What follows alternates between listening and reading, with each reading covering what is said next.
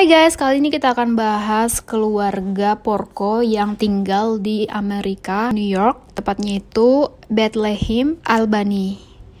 Jadi ada sepasang suami istri yang sudah menikah itu selama 30 tahun di tahun 2004. Namanya adalah istrinya Joan Porco, suaminya Peter Porco.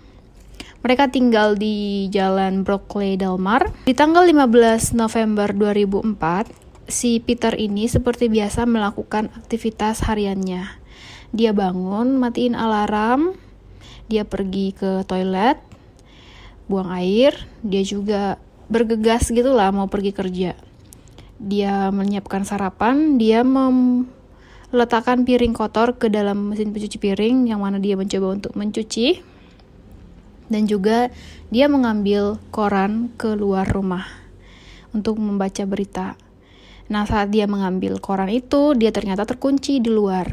Dia ngambil kunci cadangan itu di bawah pot bunga. Nah, setelah dia buka pintu itu, dia langsung jatuh ke pintu rumah itu.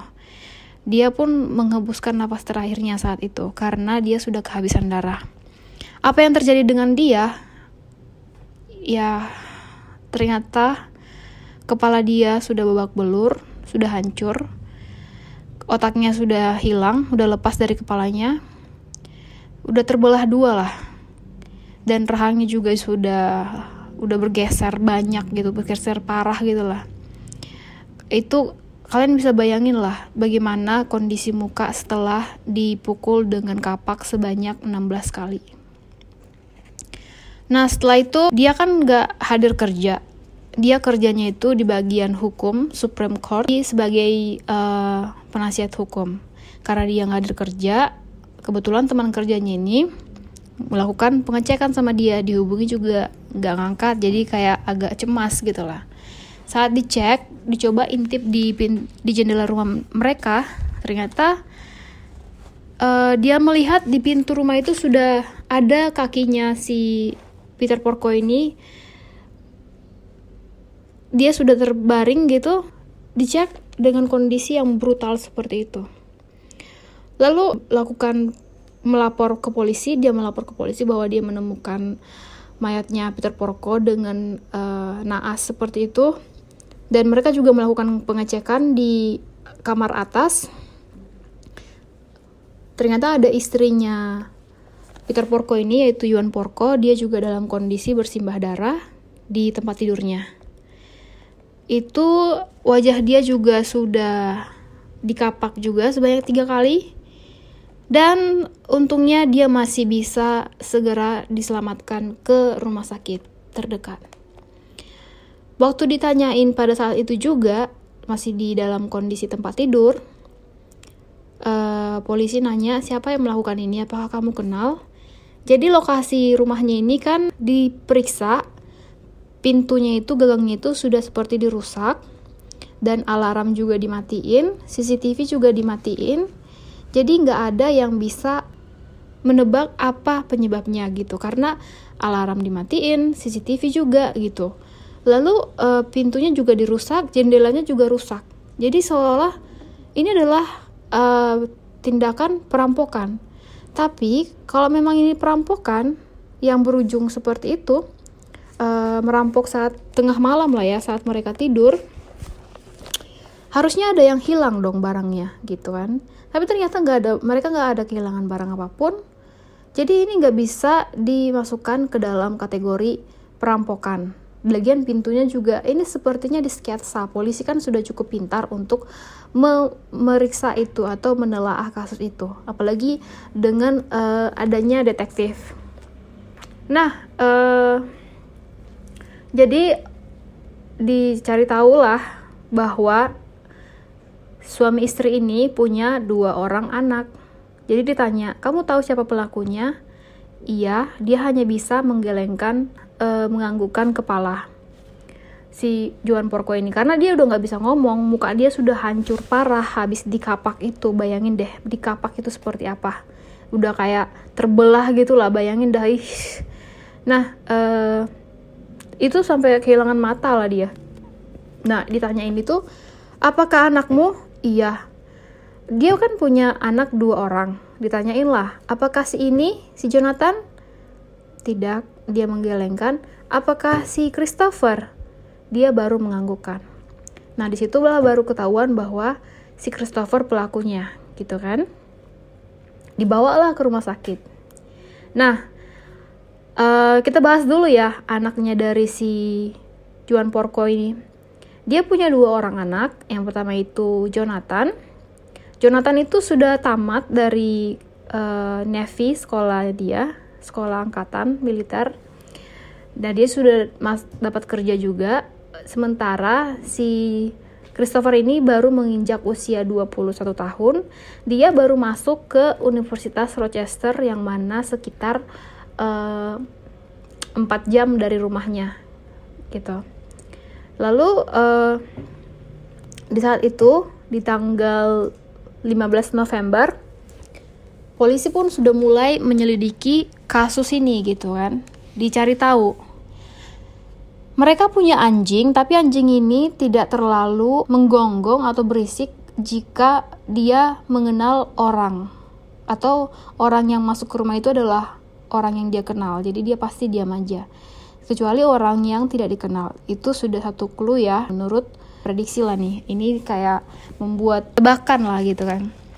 Nah, dicek juga si Christopher ini kan tinggalnya di kayak asrama gitu, kos-kosan di sekitar kampus dia, Universitas Rochester.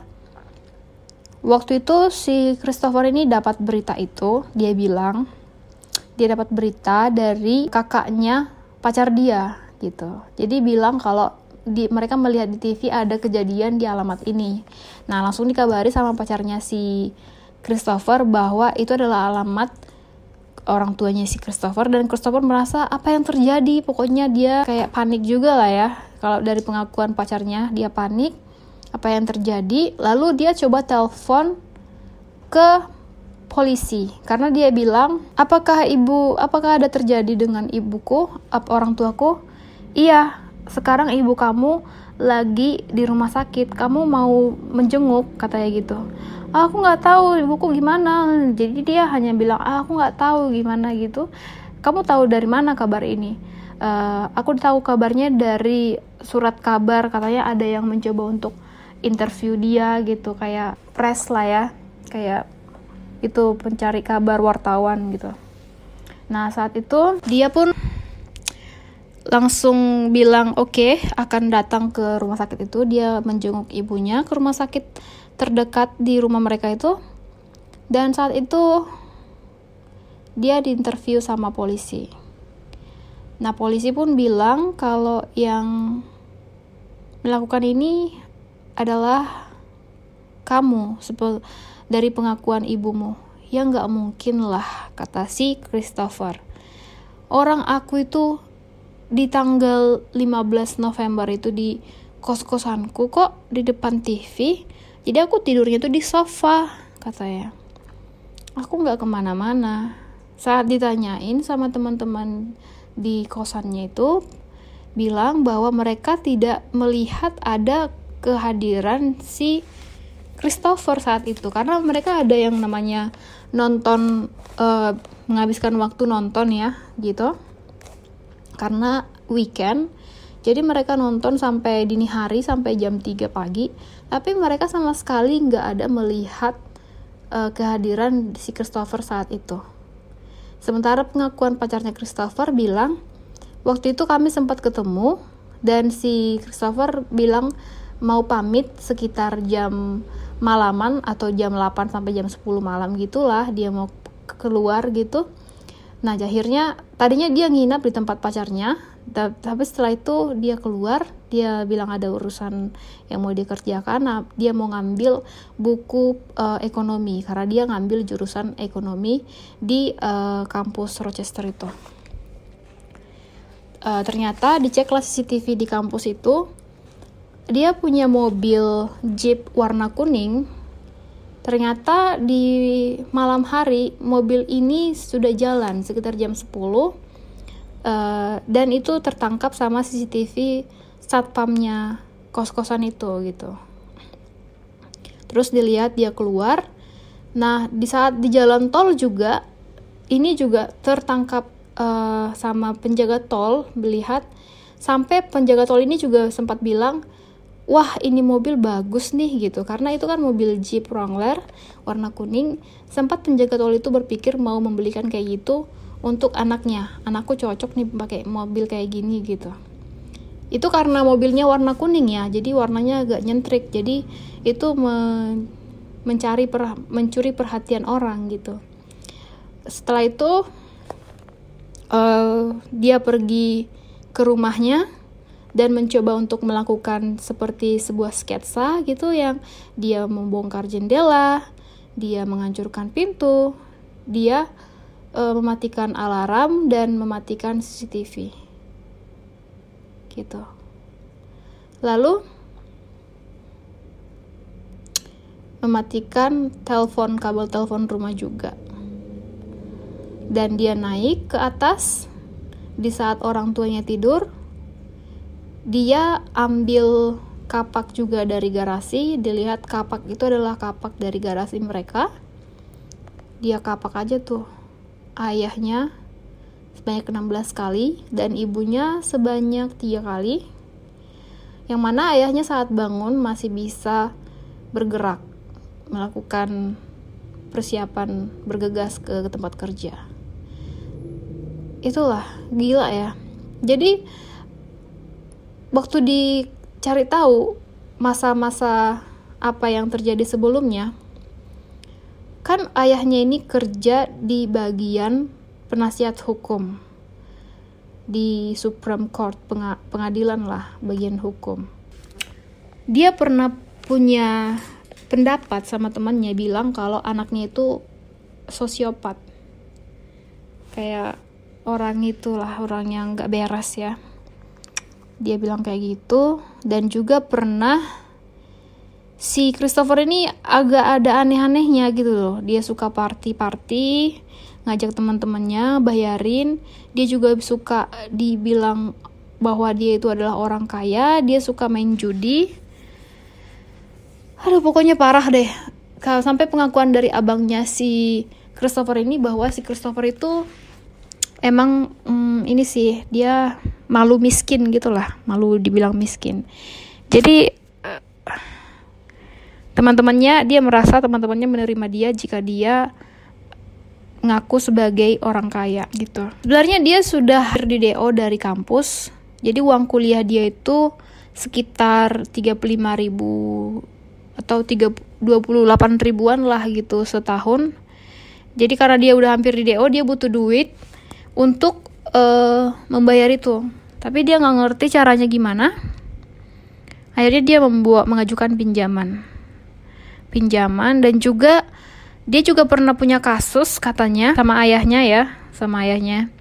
Jadi dia itu membeli mobil kuningnya itu, Jeepnya itu, dengan cara mengatasnamakan ayahnya. Jadi ayahnya yang harus membayar. Sempat ayahnya ngirim email ke dia, kamu ngapain sih kayak gini-gini, gak penting mobil ini, ngapain kamu buat tanpa persetujuanku, tanpa izin dari aku, kata ayahnya. Karena dia beli mobil itu dengan mengatasnamakan kartu ayahnya gitu loh.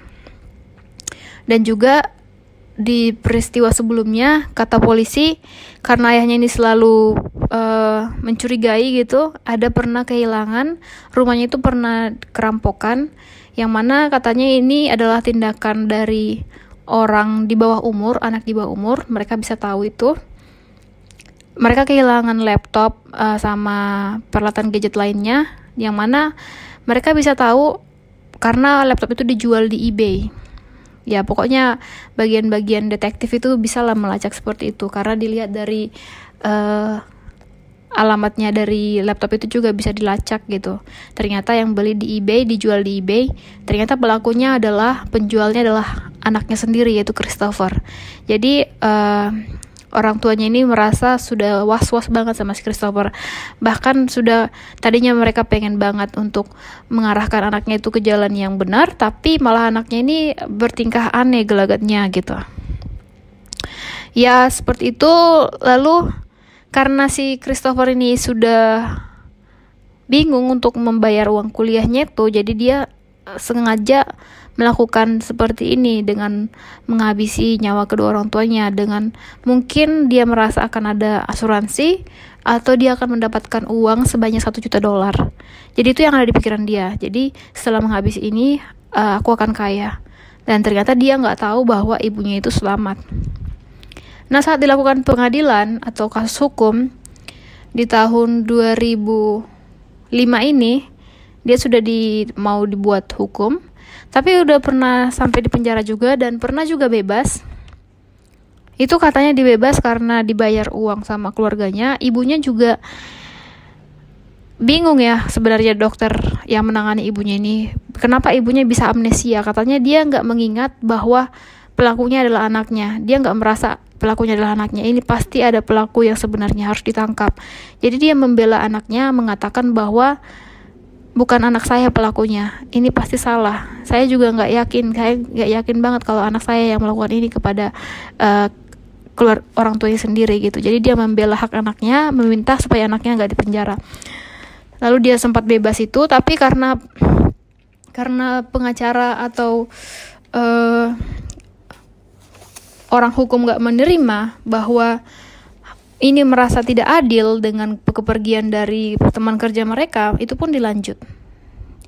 Lalu setelah itu di tahun 2005 ini masih diproses hukum gitu, dan dicarilah banyak bukti-bukti, seperti bahkan tetangga juga katanya ia melihat pada saat tanggal 15 November di pagi hari, karena dia mau pergi kerja, dia melihat di jam 4 pagi mobil kuning itu ada terparkir di depan rumahnya dia, jadi agak jauh dari rumah itu gitu. Dan ada orang yang bilang kenapa dia parkirnya jauh, karena mungkin kalau misalnya dia parkirnya dekat mungkin akan berisik dan didengar orang tuanya, atau mungkin dia sengaja parkir di situ biar orang tahu bahwa dia nggak masuk ke rumah itu atau gimana. Jadi lalu di tahun 2006 dilakukan lagi lah sidang sama dia, karena sudah banyak bukti-bukti yang akurat, yang konkret untuk menahan dia. Jadi dia itu ditetapkan hukuman sebanyak 50 tahun penjara, karena 25 tahun untuk per orang. Satu orang itu dikenakan 25 tahun. Jadi sekarang dia masih di penjara, dia bisa mengajukan banding atau bebas bersyarat di tahun 2052. Gila ya guys ini. Seorang anak yang tega menyakiti orang tuanya hanya demi duit dan gak terima. Dia tuh buta kali ya, atau dia tuh titisan setan kali ya. Jadi aku gak habis pikir aja gitu loh, ada anak yang seperti itu, darah daging mereka sendiri. Sementara abangnya normal-normal aja, kenapa malah dia yang lari dari peredaran? Jadi syukurlah dia udah di penjara. Tapi yang anehnya kok ibunya bisa amnesia gitu ya? Kok ibunya masih tetap membela anaknya? Apa mungkin ibunya ini pura-pura ya? Pura-pura amnesia karena dia sebenarnya sayang banget sama anaknya. Dia gak mau dia jadi korban hukum. Maksudnya aku juga yang rugi kalau anakku di penjara gitu kali pikiran dia. Karena kasih ibu sepanjang masa toh.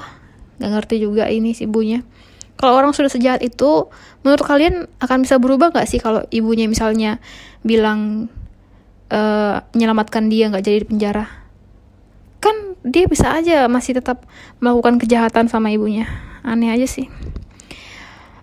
Kita harus waspada ya. Jadi kalau hal seperti ini terjadi itu, ya mungkin udah naas juga kali ya kalau misalnya kita mengalami hal yang seperti ini. Ya kita berdoa, harapan kita jauh-jauh lah dari hal yang seperti ini, karena ini sangat tidak diharapkan terjadi di dalam keluarga yang mana seorang anak tega menyakiti ibunya dan ayahnya. Itu gila sih. Aku nggak bisa berkata-kata banyak kalau guys, karena aku nggak nyangka aja gitu loh ada orang seperti ini. Oke guys, thank you for watching. Sampai jumpa di video berikutnya ya. Bye-bye.